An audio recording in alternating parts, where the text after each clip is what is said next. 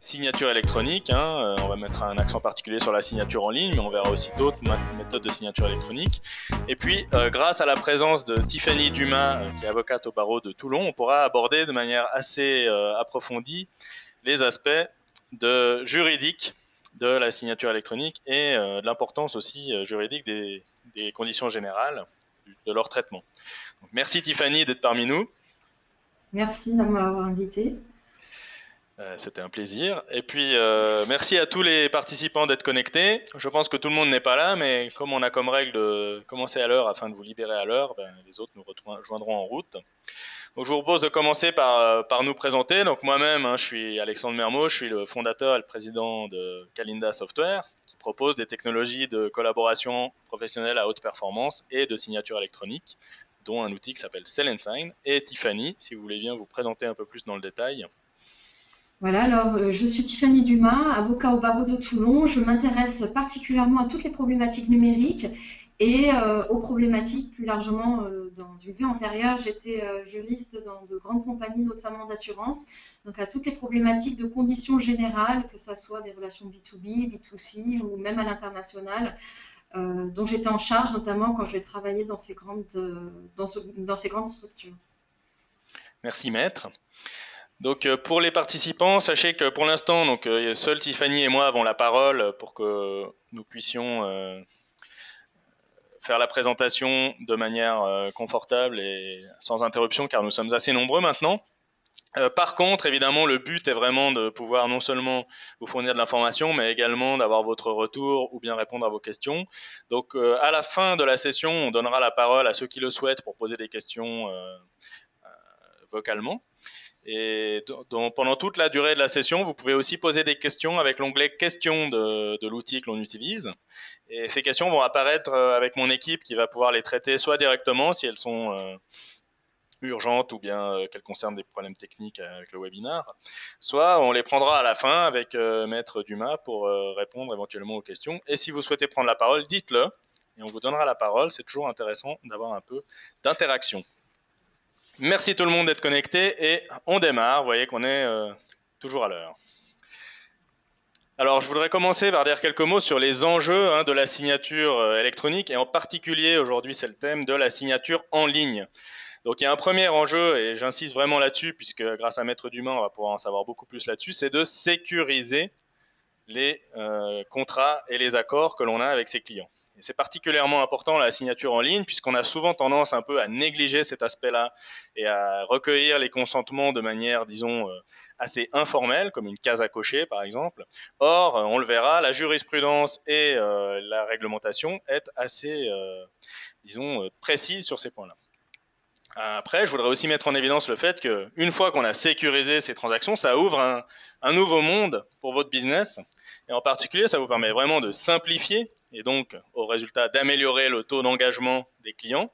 On verra ça avec un des exemples parmi nos clients qui ont multiplié par 4 le nombre d'abonnements par semaine en rajoutant ce procédé sur leur site. Et puis, ça permet aussi d'accélérer, c'est-à-dire que tout va plus vite. Tout va plus vite avec la signature électronique, parce qu'on va pouvoir vendre plus vite, que ce soit en ligne, mais aussi en face à face ou par mail à distance. Vendre plus vite, puisque la personne signe, on a tout de suite le contrat signé, on peut tout de suite commencer la production, le livrer, donc satisfaire le client qui attend, et facturer. Donc c'est vraiment, je dirais, les 3 enjeux de la signature en ligne que j'aimerais mettre en évidence. On va essayer de souligner ça dans ce webinaire. Et là, je passe la parole à Maître Dumas pour un petit peu décrire les aspects juridiques de la signature électronique comme introduction. Merci beaucoup. Donc voilà, déjà pour rassurer tout le monde, la signature électronique, c'est quelque chose qui est reconnu par la loi, qui est dans le Code civil déjà depuis plus d'une dizaine d'années, à l'article 1316-4, au même titre que la signature manuscrite.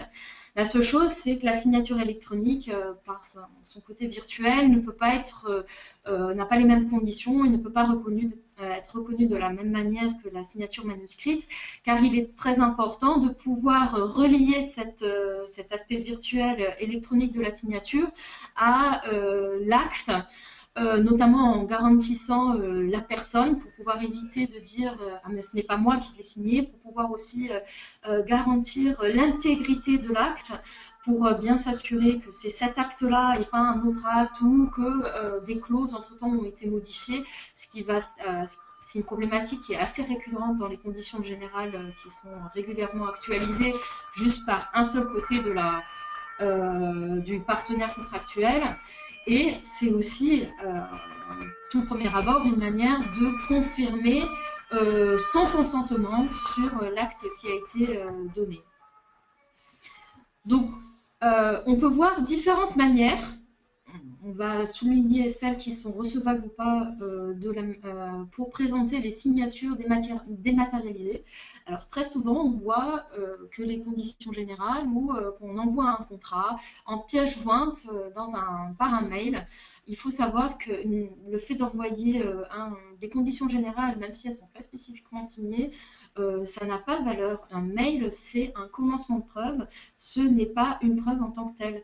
Donc, mis à part si le juge est prêt à l'accepter parce que les parties des deux côtés, dans le cadre du litige, ne contestent pas l'existence de ce mail et le fait de l'avoir bien reçu, ce n'est en tout cas pas une signature, on s'est juste accordé sur la validité d'une preuve. Une signature scannée, c'est-à-dire classiquement ces signatures qu'on reçoit à moitié pixelisées lorsqu'on reçoit une lettre d'information commerciale, ce n'est pas non plus une signature électronique, c'est la scan, donc la copie d'une signature qui a été scannée, donc introduite dans une base de données. Ça n'a aucune valeur en tant que signature.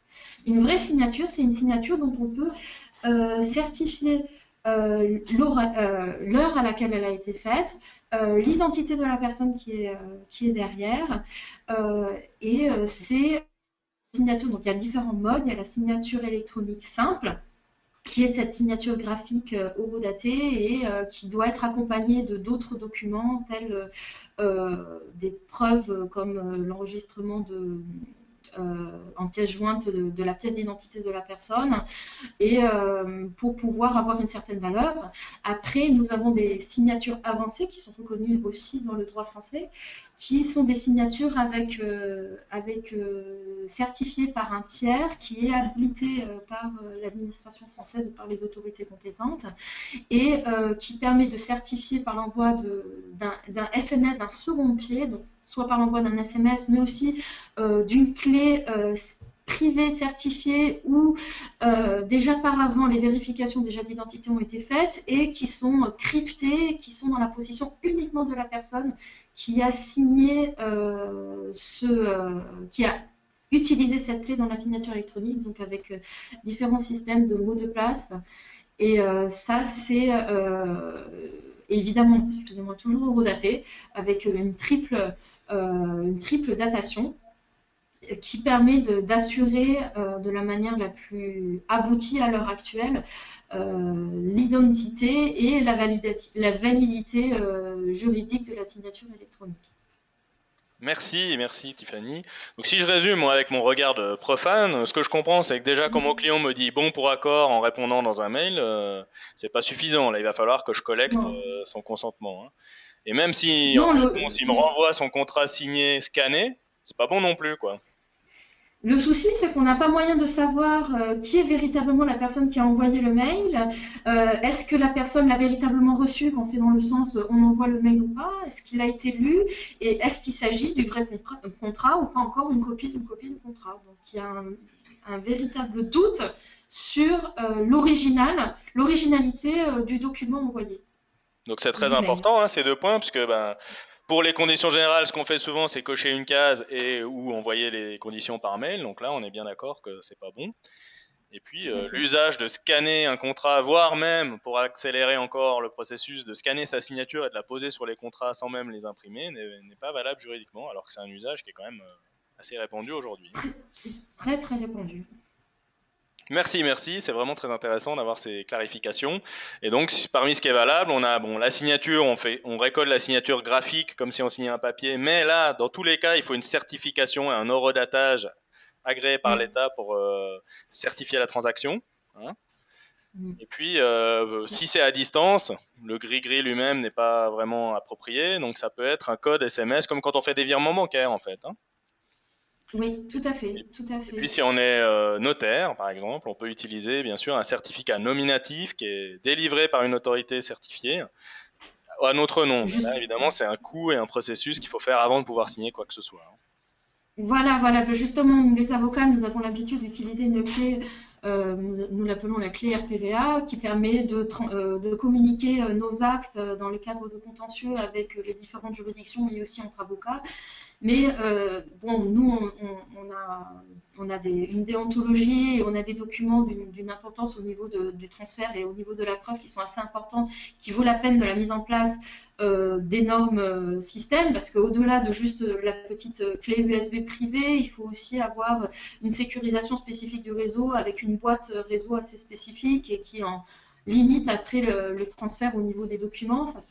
Mais il y a d'autres systèmes beaucoup plus simples, beaucoup plus rapides, qui sont tout à fait reconnus aussi par la jurisprudence, du moment que derrière, il y a toujours un tiers de confiance qui a été habilité, agréé par des institutions, des administrations étatiques, et qui se charge justement de cette certification. Merci. Donc là, je vais un peu essayer de brosser maintenant. Bon, on va parler CG, conditions générales, CGV, conditions générales de vente, ou mandat c'est pas en ligne, pour que vous puissiez bien voir si ça vous concerne et à quel point. On a essayé de se dire, bon, bah, allez, dans quel cas est-ce que c'est important de s'occuper de ce sujet-là, hein, de la signature en ligne. Donc, on a essayé d'identifier un peu le profil type, le portrait robot du business qui aurait besoin de ça, hein. Donc, un cas très typique, évidemment, c'est quand le business est dématérialisé, c'est-à-dire vous fournissez des prestations intellectuelles ou des accès à des systèmes ou des prestations, en gros, qui n'impliquent pas que les gens se rencontrent, enfin, vous rencontrent, ou qui n'impliquent pas des échanges de marchandises tangibles. Un deuxième cas, c'est aussi quand vous faites d'importantes transactions internationales, puisque c'est vrai que là, le risque de litige augmente, hein, quand on est à l'international, et je crois que Maître Dumas y reviendra. Et puis, c'est très important dans ce cas-là de bien cadrer les conditions générales et de s'assurer qu'elles soient signées. Et comme on est dans l'international, c'est d'autant plus difficile de le faire traditionnellement sur papier. Plus difficile, plus coûteux et plus long. Ensuite, un troisième cas qu'on a identifié, c'est que si vous engagez des clients sur le long terme ou pour des prestations récurrentes, c'est vraiment utile là du coup de s'assurer que le cadre juridique avec lequel vous travaillez, les conditions générales sont vraiment sécurisées. Et puis, si vous faites des prestations récurrentes, il y a peut-être une facturation récurrente. Et donc là, le mandat CEPA, on le verra un peu après, représente vraiment une alternative de choix pour faire les paiements par vos clients de manière récurrente.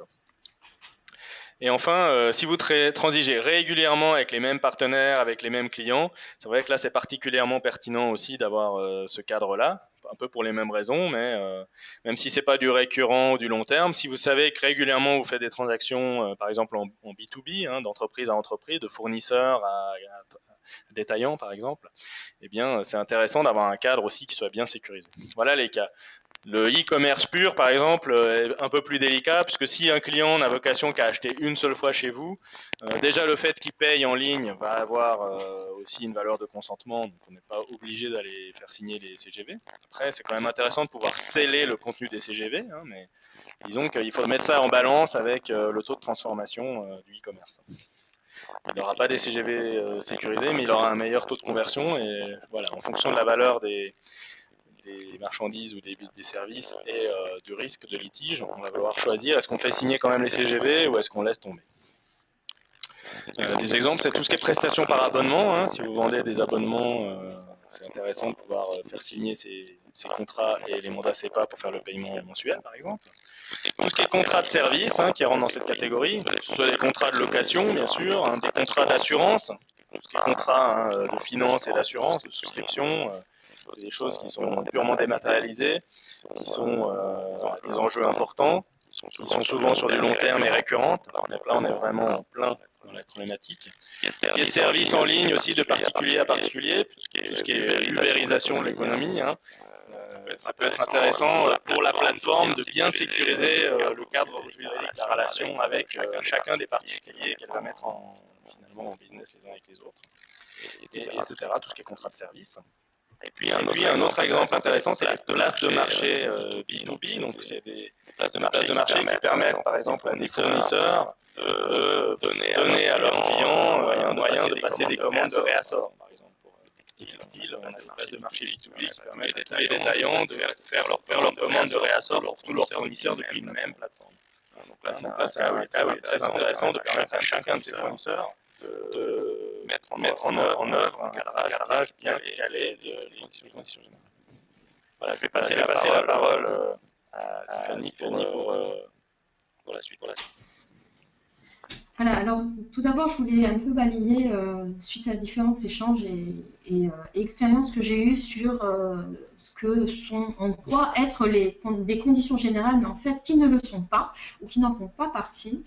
Notamment, on va commencer par le plus simple, qui sont peut-être évidents pour certains, mais en fait, qui, je me rends compte, ne l'est pas pour tous, c'est des informations commerciales sur un prospectus. Donc il est vrai, il y a différents types de prospectus dans différents domaines qui peuvent avoir une valeur juridique, mais qui ne sont pas obligatoirement des conditions générales. Ce n'est pas parce qu'on reçoit certaines informations sur notamment le domaine bancaire ou assurantiel qui vantent un produit que forcément ils vont avoir une valeur légale, surtout si dans ce prospectus il est précisé que ces documents n'ont pas de valeur légale. Après, on va dans un autre domaine qui aussi concerne aussi beaucoup des informations qu'on peut avoir dans les services financiers, c'est la notice d'information. Alors, la notice d'information, c'est un document qu'on donne avant la souscription d'un service financier, bancaire ou assurantiel. C'est un extrait des principales conditions générales qui permettent de présenter le produit, donc le prêt ou le contrat d'assurance vie que l'on va prendre, mais qui est en fait qu'un extrait des conditions générales. Donc je vois assez souvent des clients ou des parties adverses qui arrivent et qui essaient de faire valoir la notice d'information comme condition générale et qui après sont surpris qu'on leur impose d'autres conditions, d'autres exclusions qui n'étaient pas, ou d'autres définitions qui n'étaient pas inscrites dans la notice d'information. Or, c'est la seule source qui sont. Le souci, c'est que certaines entreprises, organismes financiers ont l'habitude de faire des notices d'information très longues qui valent conditions générales pour éviter pour des histoires de coûts, mais juridiquement, ce sont bien des choses différentes. Telles que le formulaire de souscription, comme les conditions spécifiques ou particulières, c'est la partie très spécifique, donc personnalisée à la personne du co-contractant, la personne qui va signer le contrat, qui va souscrire le contrat. Ce n'est pas les conditions générales. Donc, remettre uniquement des conditions spécifiques, particulières ou un formulaire de souscription est totalement insuffisant. Ça ne permet pas de savoir le contenu, la relation contractuelle. Parce que les conditions générales, qu'est-ce que c'est? C'est la base de la relation contractuelle. Ça pose le cadre de ce que va être toute la relation contractuelle, de ce que va être le rapport. Donc si on est dans le cadre de conditions générales de vente, du début de la vente jusqu'à la livraison, jusqu'au-delà les garanties qu'on pourra avoir. Dans le cadre des prestations, c'est toute la vie du contrat qui doit se refléter dans les conditions générales. Donc c'est pas juste citer quelques obligations d'information parce qu'on a entendu que la loi nous oblige de les citer. Ça concerne tout le monde, c'est le contrat. Ça peut être, il faut donc adapter les conditions générales à chaque clientèle cible. Donc si on est dans un cadre, si on est un client qui vend un produit mais qui a comme cible autant des entreprises que des particuliers, donc des consommateurs, il faudra faire des conditions générales de vente pour chaque type de personne. Donc d'un côté des conditions destinées aux professionnels, destinées aux consommateurs, et si on va à l'international, très important de faire des conditions spécifiques, notamment quand c'est dans le cadre des entreprises à l'international. Exemple, la signature électronique ou les documents à la preuve électronique n'est pas reconnue dans tous les pays, et encore en Europe jusqu'au 1er janvier 2016, il n'y a pas encore d'harmonisation sur les méthodes de signature électronique.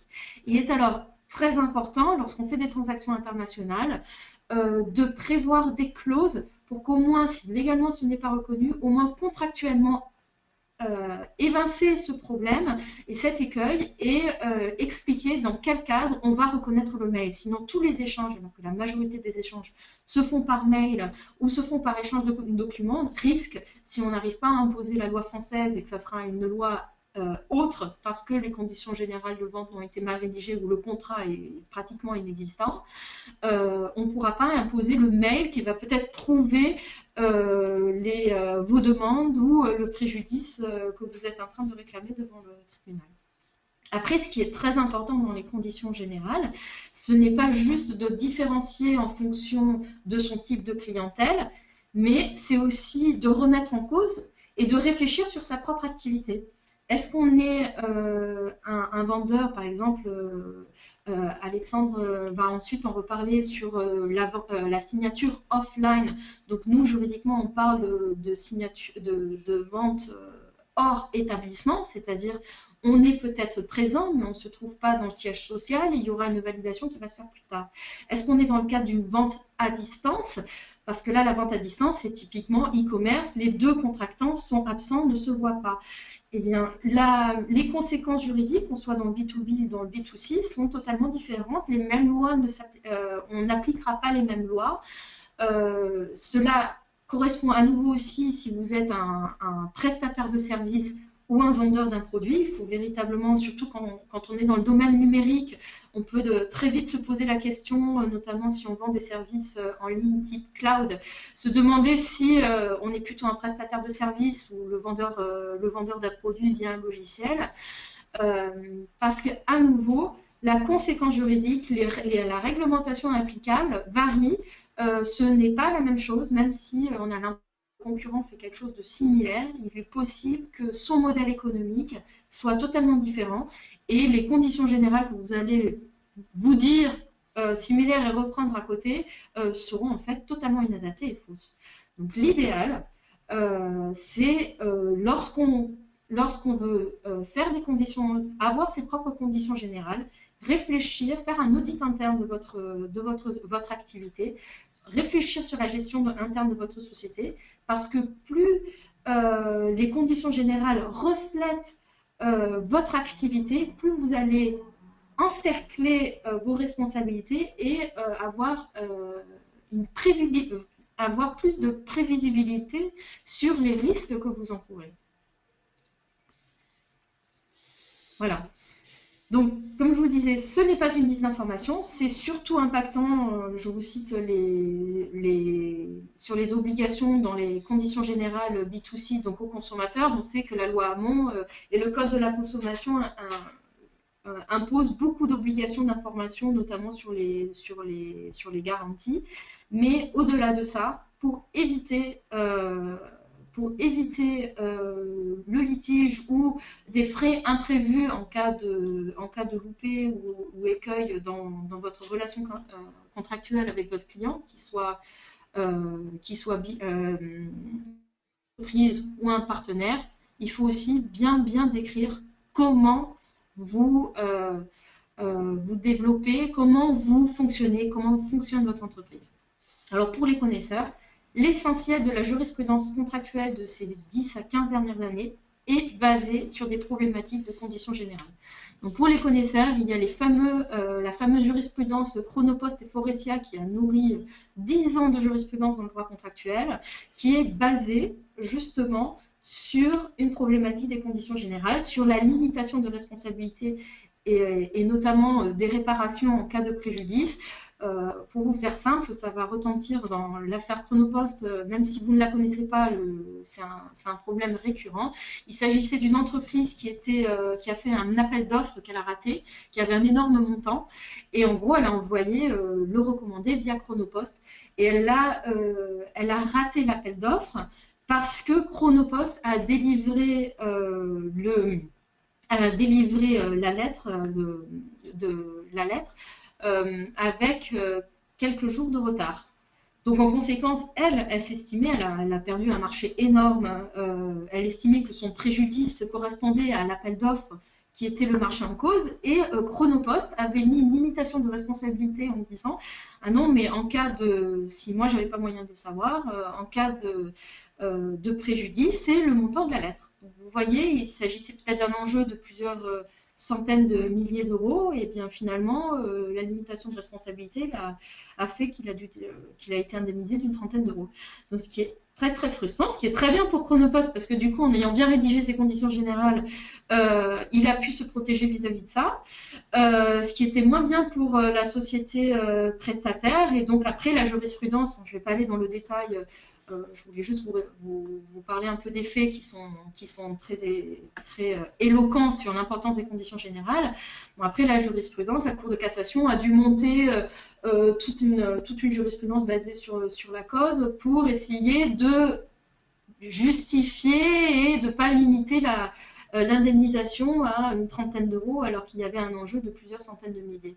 Donc ça, après, on va dans les détails juridiques qui ne sont pas l'objet de la conférence aujourd'hui, mais c'était un exemple éloquent pour vous montrer que des conditions générales, c'est la base du contrat et c'est la base de la jurisprudence actuelle. Après, un autre sujet qui est fondé sur les conditions générales et qui nourrit énormément la jurisprudence, c'est l'attribution de compétences, notamment dans les relations B2B à l'international. Oui, on sait déjà que selon le pays, il y a énormément de... le litige est presque à 70% gagné quand on arrive à l'avoir dans son pays et à faire en sorte que ce soit la loi de finalement maîtrise dans laquelle on a l'habitude de travailler qui s'applique. Or, cela commence par désigner le bon tribunal dans le bon pays. Or, les conditions générales fixent très souvent par avance quel est le tribunal compétent. Et comme je vous ai dit il y a un petit moment, si on tombe dans un pays où les mails ou la preuve numérique ou la signature électronique n'est pas reconnue, vous pouvez vous retrouver à ne pas pouvoir faire valoir vos droits parce qu'il fallait faire tout par écrit papier.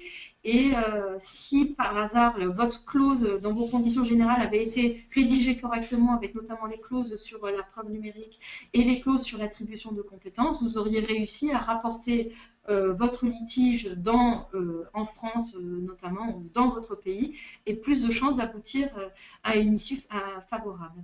Enfin, un autre sujet sur l'importance des conditions générales, ça concerne notamment quand vous êtes dans un rapport David contre Goliath, peut-on dire, quand vous êtes une PME ou une TPE qui a affaire à de grandes entreprises qui ont l'habitude d'imposer leurs conditions générales d'achat. Et les conditions générales d'achat sont à peu près des conditions qui vont inverser un peu vos conditions générales de vente et qui vont imposer leurs propres conditions pour être sûr, finalement, pour vous mettre d'une certaine manière sous pression et éviter d'avoir à imposer, par exemple, des aléas au niveau des délais de livraison. C'est ce qui arrive souvent en vous mettant des sanctions en cas des sanctions par des intérêts de retard, voire des clauses pénales, c'est-à-dire des sanctions indemnitaires si vous ne payez pas dans les temps, si vous ne livrez pas dans les temps. Ça arrive très très très fréquemment. Sachez que les conditions générales de vente peuvent vous protéger, peuvent s'imposer, mais pour cela, il faut avoir tout un travail de preuve des conditions générales, donc bien vous assurer que la grande entreprise a bien reçu vos conditions générales et que vous leur avez bien donné les moyens de refuser leurs conditions générales d'achat, au moins peut-être pas la totalité, mais au moins les clauses qui seraient totalement contradictoires à votre modèle économique, à votre gestion interne et malgré tout pouvant arriver à un accord avec ces deux entreprises. Donc ça, c'est vraiment intéressant. Ça illustre avec des exemples concrets l'importance de non seulement avoir des conditions générales, mais surtout de s'assurer d'avoir cadré leur acceptation ou du moins leur mise en vigueur dans la relation contractuelle, quoi. Exactement, exactement. Donc, tout le problème se trouve dans la preuve, surtout à l'heure actuelle, quand on a plutôt l'habitude d'envoyer ces conditions générales par mail. Alors, sachez que dans le cadre du droit de la consommation, on a une obligation, le professionnel a une obligation de remettre ces conditions générales avant que le consommateur signe le contrat. C'est pour ça que fréquemment on retrouve en bas de page à côté des mentions légales pour les sites e-commerçants les conditions générales de vente. En revanche, c'est tout autre pour la relation B2B, parce que là, il n'y a pas d'obligation de remettre ces conditions générales, il y a certaines mentions qui sont obligatoires, on a l'obligation de les avoir, mais on les remet à première demande du co-contractant. Donc c'est peut-être très aisé, parce que c'est moins de travail de remise et de vigilance. En revanche, après, pour prouver l'acceptation et pour prouver la remise de ces documents, c'est bien moins aisé. Donc c'est là où on en revient à toute la problématique que je développais avant. Si vous ne les avez pas remis par un moyen fiable, que ce soit par une signature manuscrite qui est assez lourde à mettre en place, mais au moins une signature électronique, tout ce que vous aurez rédigé dans vos conditions générales qui ont pour seul but de vous protéger ne seront pas valables si vous tombez sur un juge du fond qui n'a pas véritablement envie de suivre votre stratégie de défense. Donc là, on en arrive à la limite. Oui, pardon. Oui, si on parle de la case à cocher, parce que ça c'est un élément qu'on voit de plus en plus souvent avec tous les systèmes dématérialisés, les abonnements qu'on prend en ligne, etc. Hein. Je pense que c'est un peu le cœur du sujet aujourd'hui. Qu'est-ce qui se passe avec cette case à cocher alors? Qu'est-ce que ça prouve? Eh bien, ça prouve qu'on a peut-être remis quelque chose. Ça prouve pas qu'on les a acceptés, et ça prouve pas qu'on les a en main, parce que le mail, c'est à nouveau un commencement de preuve. Donc, il faut un faisceau d'indices, et c'est du moment que les deux parties sont d'accord, qu'on a bien reçu les conditions générales, que ça peut avoir une valeur. Par contre, en cas de mauvaise foi, ou surtout ce qui arrive souvent en cas de contestation de la version qu'on a reçue des conditions générales, parce qu'entre-temps ça a changé, eh bien on est face à un trou et on ne peut pas faire valoir, surtout en tant que professionnel, parce que c'est là où, vis-à-vis du consommateur, c'est là où particulièrement on a des risques, parce qu'on a une obligation de résultat, notamment dans les obligations d'information qu'on doit remettre et les obligations de conseil. Si vous les avez envoyés par mail et vous ne pouvez pas prouver que la personne l'a bien reçu, donc c'est pas tombé dans les spams, vous n'avez pas tombé dans l'adresse mail parce que la personne l'a mal enregistré, ou que c'est une personne qui l'a peut-être reçu mais ouvert, il y en a une autre qui l'a ouvert et qui l'a enlevé et qui l'a supprimé, vous pouvez juste prouver l'envoi, mais vous ne pouvez pas prouver que la personne a vraiment pris connaissance et qu'elle les a vraiment acceptés. Donc, ça part aussi. Toutes ces cases à cocher que l'on voit, en fait, elles ont beaucoup de limites. D'ailleurs, on les voit surtout sur des sites gratuits, mais dès qu'il y a une vraie relation contractuelle, là, on passe en général à la vitesse supérieure. Et même dans les sites gratuits, j'aimerais dire là-dessus, très souvent les sites gratuits ne sont pas des sites gratuits, parce que la jurisprudence a reconnu qu'un site gratuit, du moment qu'il y a une contrepartie, donc, par exemple, elle se finance par la publicité, par les données personnelles des internautes, il s'agit d'une prestation, elles sont soumises au code de la consommation, comme la personne qui vend un produit payant. Donc elle n'a pas une facilité au niveau de la preuve et au niveau de la réglementation. Elle est soumise exactement à la même chose. Je suis sûr que ce sujet va soulever des questions, si ce n'est pas déjà le cas. Je répète donc à tous les participants qui peuvent poser des questions dans l'onglet questions, et on les prendra avec plaisir à la fin. Moi, je vais parler un peu des mandats SEPA. Pour ceux qui ne connaissent pas bien le processus, SEPA, c'est le système européen de paiement. En fait, je ne devrais pas me lancer là-dedans, mais enfin, c'est ce qui permet en Europe de payer par prélèvement, c'est-à-dire prélever ses clients au lieu d'attendre un virement ou un chèque de leur part.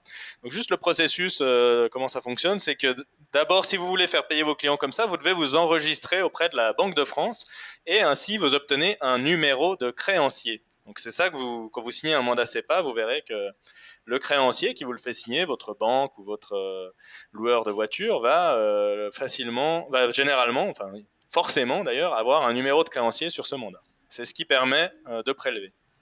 Ensuite, avant de pouvoir prélever ses clients, on doit obtenir l'autorisation du client. Donc le client va autoriser le créancier à prélever les sommes dues en signant un mandat SEPA, c'est ce qu'on signe avec ce numéro de créancier qui explique qu'on accepte que le client prélève directement sur notre compte. Donc en général, il y a un RIB là-dedans, c'est-à-dire qu'on va mettre les coordonnées bancaires du compte et signer.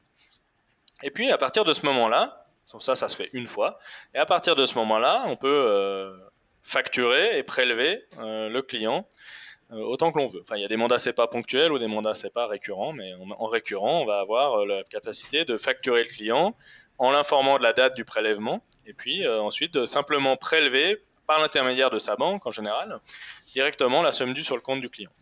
Et il faut savoir que le client, lui, a capacité de, je dirais, rejeter après coup le prélèvement, et ensuite, donc là, il sera remboursé, et s'il y a un litige, ce sera à vous de le gérer. Donc il court un risque modéré. Et en plus, si le créancier abuse de son numéro de créancier, il risque de se le voir révoquer. Voilà, donc pour le processus, l'avantage c'est que c'est extrêmement simple et ça représente beaucoup d'avantages par rapport aux autres moyens de paiement. Donc en ce qui concerne les paiements chèques et virements, ça a l'avantage d'être beaucoup plus rapide et moins risqué et demander moins de travail, je dirais, entre guillemets.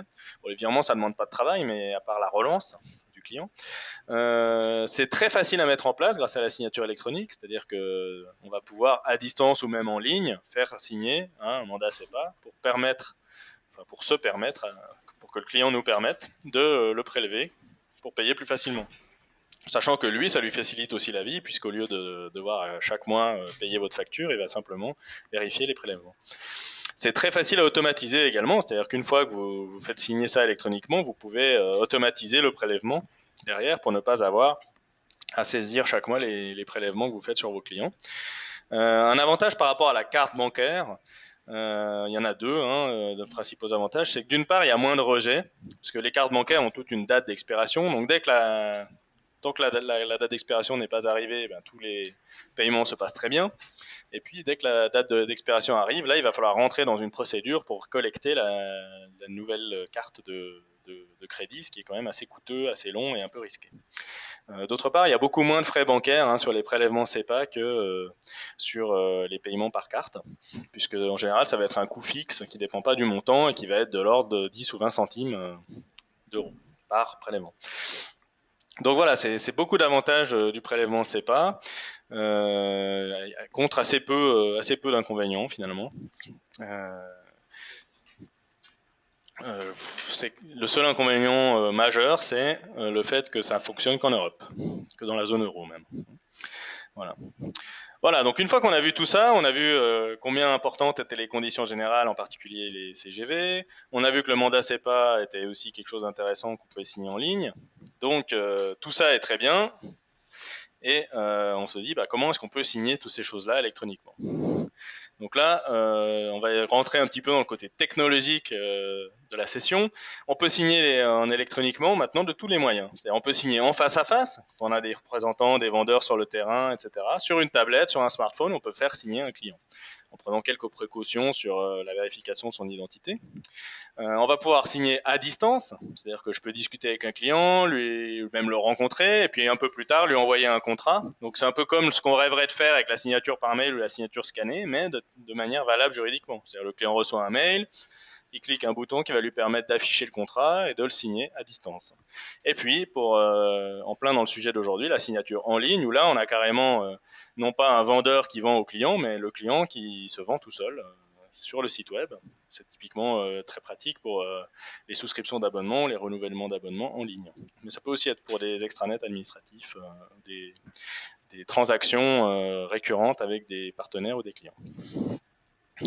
Donc là-dessus, j'en profite pour présenter un peu notre société, Calinda Software. On existe depuis 2007 et on est focalisé depuis toujours sur la collaboration à haute performance, donc système collaboratif et signature électronique, avec tous les clients que vous voyez ici.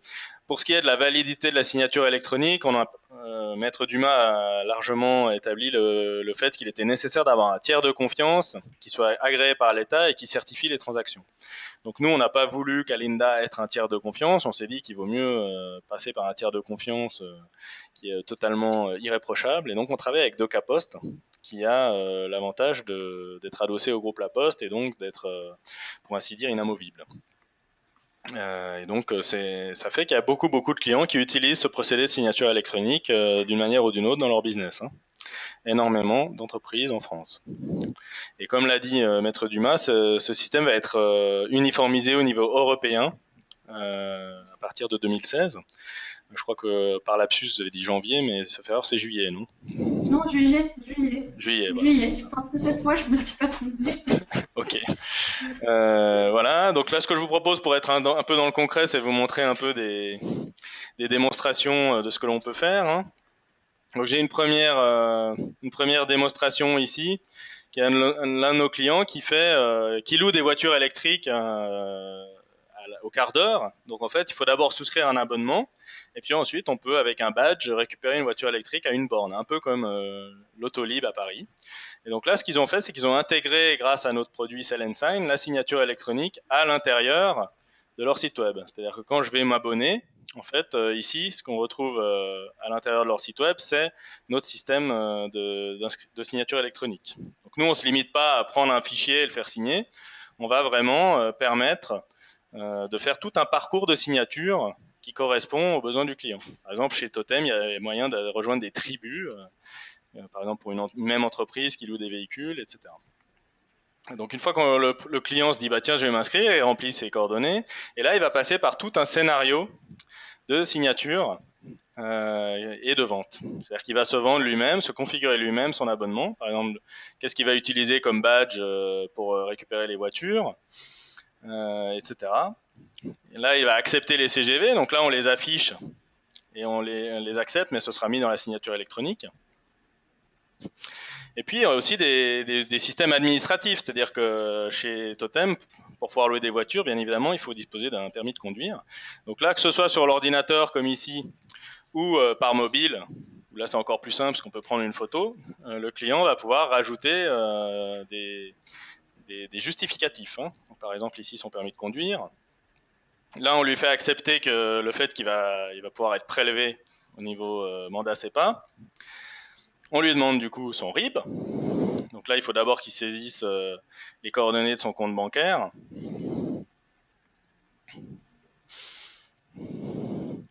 Et puis, vous voyez que c'est précédent suivant, donc c'est vraiment très simple, vraiment à la portée de tout le monde. Il va mettre son RIB, donc là pareil, il prend une photo, ou s'il a déjà un PDF ou une image sur son ordinateur, il va pouvoir le mettre. Et là, on arrive à la signature, c'est-à-dire qu'ici, on va afficher le RIB au client, le mandat CEPA, pardon, au client. On le prévient qu'il va recevoir un code SMS pour le signer.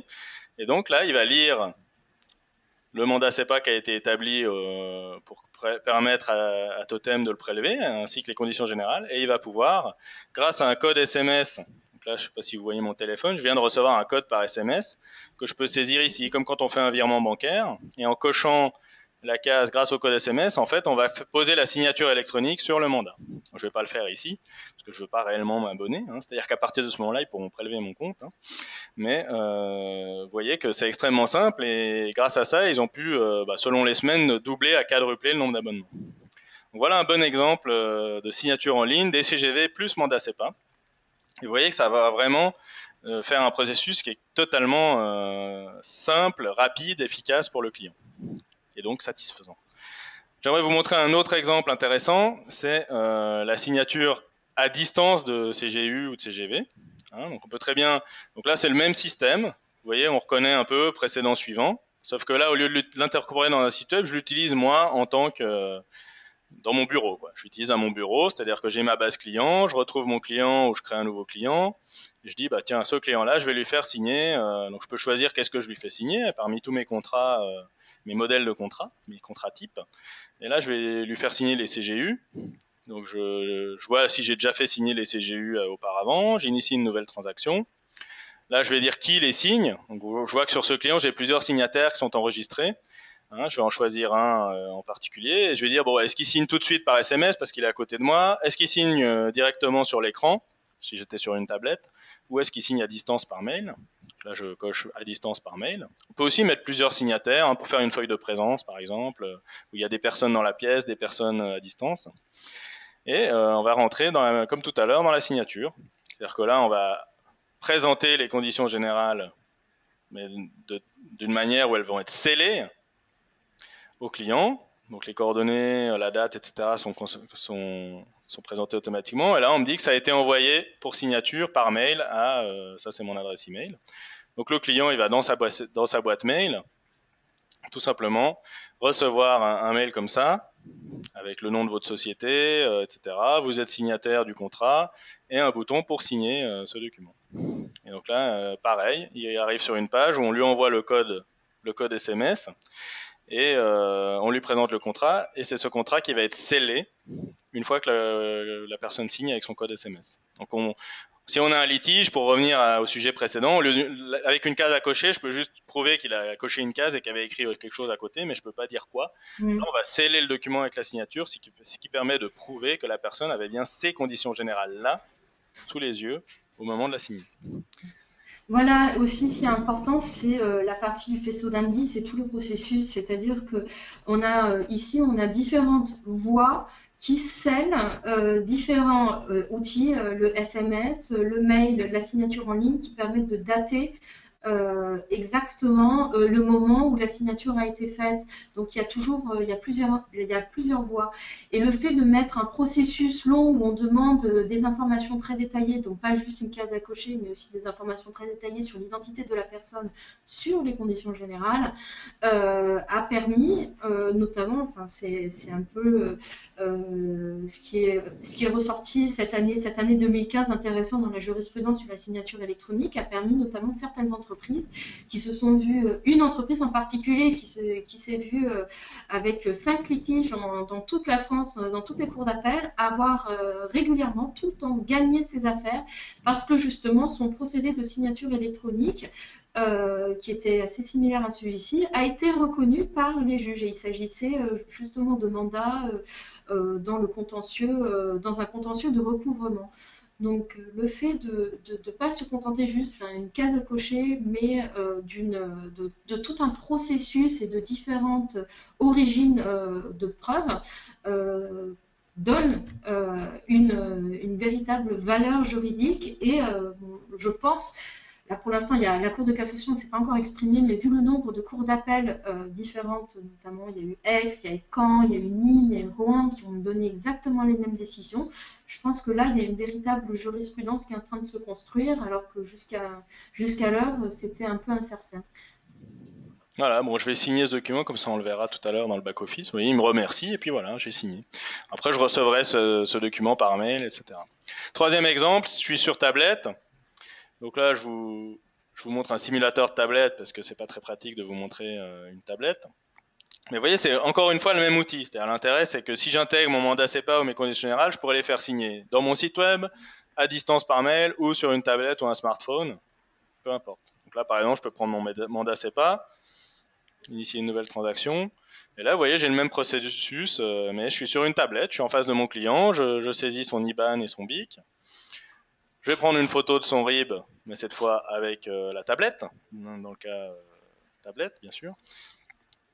Et puis, donc ça, ce sera joint au dossier de preuve, et on arrive à la signature.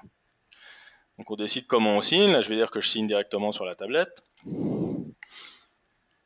Et voilà. Et ça marche même sans réseau. C'est-à-dire que si je suis chez mon client et que je n'ai pas accès au réseau Internet, je vais quand même pouvoir le faire signer. Et dès que j'aurai du réseau, la transaction sera synchronisée. Donc il présente le mandat CEPA. Et je peux signer comme ça. Donc, avec une tablette et un stylet. Voilà. Donc là, on a vu 3 exemples très simples de signature. Et l'intérêt de tout ça, c'est de pouvoir retrouver dans un même back-office tous les contrats. C'est-à-dire qu'ici, je vais retrouver, voilà, vous voyez, j'ai 2 contrats à valider, les conditions générales d'utilisation qui ont été signées par mail tout à l'heure, et le mandat CEPA qui a été signé sur tablette. Et donc si je valide le mandat CEPA, ça veut dire j'accepte la transaction, il apparaît ici, et il va être du coup certifié. C'est-à-dire qu'une fois que j'ouvre le document, donc je peux télécharger le document signé, mais il va être mis en archivage légal pendant plusieurs années. J'ai le tiers de confiance. Je peux l'ouvrir à tout moment ou le sauvegarder moi-même. Et dès que je l'ouvre, vous voyez que Adobe Reader Donc le logiciel qui permet de lire les PDF va me dire que ce document est signé, que toutes les signatures sont valides. Je vais retrouver la signature ici. Il dit qu'elle est valide. Et puis, en plus de la signature visuelle ici, j'ai surtout toutes les signatures électroniques ici qui permettent de retracer le chemin de preuve. Voilà. Je fais un peu vite, hein, mais c'est pour vous montrer le concept.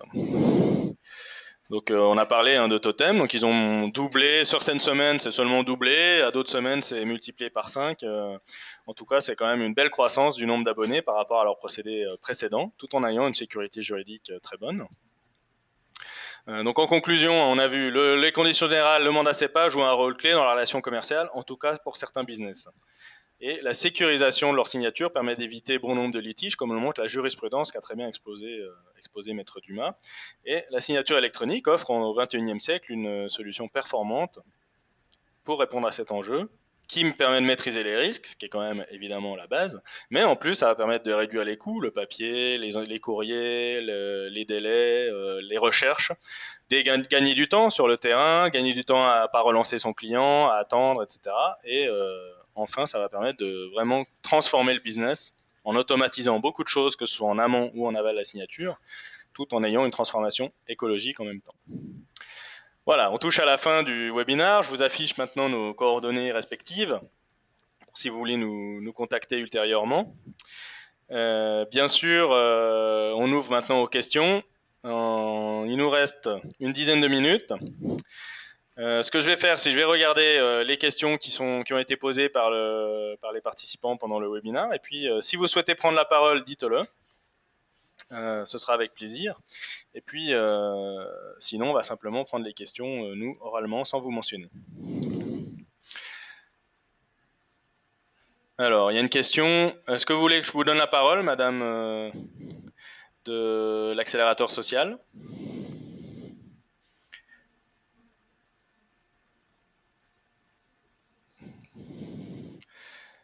En tout cas, la question est, existe-t-il des outils pour les associations afin de signer et de valider les décisions prises lors d'une assemblée générale à distance? Là, peut-être déjà sur le plan juridique, Maître, qu'est-ce que ça donne les assemblées générales? Alors oui, tout à fait. Oui, tout à fait. On peut signer électroniquement et valider les assemblées générales par des voies électroniques. La seule chose qui est importante, c'est de bien les mentionner dans les statuts, de mentionner et d'expliquer le procédé de signature et le procédé de validation pour éviter de se retrouver ensuite avec des oppositions de sociétaires qui considèrent qui sont contre les décisions qui ont été prises. Donc effectivement, il faut juste être très très vigilant et cohérent entre ce qu'on a rédigé dans les statuts et après la manière de la mise en œuvre, parce que le droit des sociétés, et bon, même si vous créez une association, il vaut mieux se caler dans ce dispositif des droits des sociétés pour être sûr au niveau de la mise en œuvre juridique. Sur le procédé de signature électronique et de validation des assemblées générales. Donc juridiquement, en pratique, c'est une clause dans les statuts qui dit qu'on autorise ce procédé. Oui. Voilà. Il doit être bien rédigé, bien évidemment. Et ensuite, sur le plan pratique, madame, donc l'outil que je vous ai montré tout à l'heure, ce qui est intéressant, c'est que souvent dans les assemblées générales, ce que l'on rencontre, c'est il y a des signataires qui sont là autour de la table au siège, puis d'autres qui sont par téléphone en conf call, et on doit faire signer la même feuille de présence ou le même PV à tout le monde. Donc là, nous, comme vous l'avez vu, on peut permettre de mettre plusieurs signataires sur un acte. Donc là, c'est pas une feuille de présence, mais je prends un acte qui a un bon de livraison, il y a plusieurs signataires. Et donc, ce que l'on va voir, comme c'est un bon de livraison, je peux donner des réserves éventuelles. Ça, c'est le parcours de signature. Et ici, vous voyez, il me dit qu'il faut entre 1 et 3 signataires. Donc, si vous avez 50 adhérents, eh bien, vous aurez jusqu'à 50 signataires possibles. Et là, vous aurez la liste de tous vos adhérents et vous direz, bon, bah, lui, il est là, il peut signer sur tablette. Lui, il est au téléphone, il signe à distance. Lui, il n'est pas là, il signe pas. Et quand on fait suivant, du coup, l'outil va faire ce qu'on appelle le tour de tablette. Je vais faire comme ça plutôt. C'est-à-dire qu'il va faire circuler la tablette entre les personnes présentes. Donc là, il affiche d'abord la première personne dans la liste. Et puis il dit, voilà, monsieur un tel, veuillez signer, etc. Et puis à la fin, il envoie le contrat par mail au signataire à distance. Et vous aurez, dès que tout le monde a signé, une feuille de présence complétée avec toutes les signatures numériques dans le document instantanément. Voilà, ça c'est sur le plan pratique. Merci pour cette question. Alors, une autre question, y a-t-il des outils à moindre coût pour les associations? Bien sûr, il y a celui-là déjà qui coûte vraiment pas cher. Par exemple, nous on fonctionne par abonnement et puis après le tiers de confiance a un coût par acte, par transaction. Hein. Et nous on fonctionne par abonnement. Donc par exemple, si vous faites que des signatures à distance, on a un abonnement de 4,90 € par utilisateur. Donc l'utilisateur ce n'est pas le signataire, hein, c'est celui qui fait signer des contrats. Et après, si vous avez 2 signataires, la transaction, elle va coûter entre 1,33 € et 1,99 € chaque transaction. Et, si vous augmentez le nombre de signataires, ça va être un peu plus cher, mais voilà, c'est dans ces niveaux-là.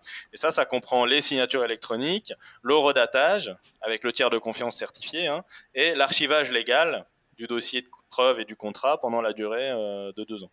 Ça peut être prolongé.